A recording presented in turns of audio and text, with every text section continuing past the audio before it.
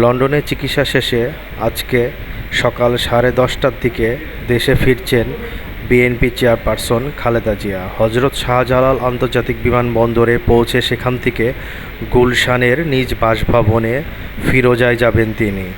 দলের পক্ষ থেকে জানানো হয়েছে, বিমানবন্দর থেকে গুলশানের বাসভবন ফিরোজা পর্যন্ত খালেদা জিয়ার যাত্রাপথে থাকবে নিশ্ছিদ্র নিরাপত্তা ব্যবস্থা।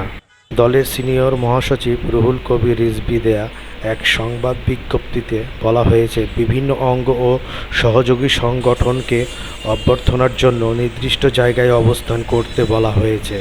উত্তর বিএনপি থাকবে বিমানবন্দর থেকে লা মেরিডিয়ান পর্যন্ত, ছাত্রদল লা মেরিডিয়ান থেকে খিলক্ষেত পর্যন্ত, দক্ষিণ বিএনপি রেডিসন হোটেল থেকে আর্মি স্টেডিয়াম, স্বেচ্ছাসেবক দল আর্মি স্টেডিয়াম থেকে বনানী কবরস্থান পর্যন্ত, কৃষক দল বনানী কবরস্থান থেকে কাকলি মোড়, শ্রমিক দল কাকলি মোড় থেকে বনানী শেরাটন হোটেল, ওলামা দল, তাঁতি দল, জাসদ ও মৎস্যজীবী দল শেরাটন হোটেল থেকে বনানী কাঁচাবাজারে অবস্থান করবে।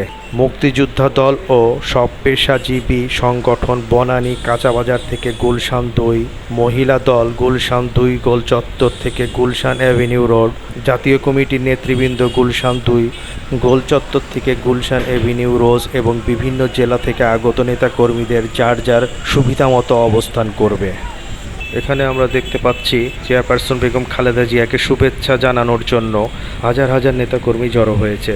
পুরো রাস্তা জুড়ে অনেক নেতাকর্মী দেখা যাচ্ছে ব্যানার নিয়ে তার প্রিয় নেত্রীকে শুভেচ্ছা জানাতে এসেছেন। প্রতিবেদন দৈনিক আর নিউজ, ঢাকা।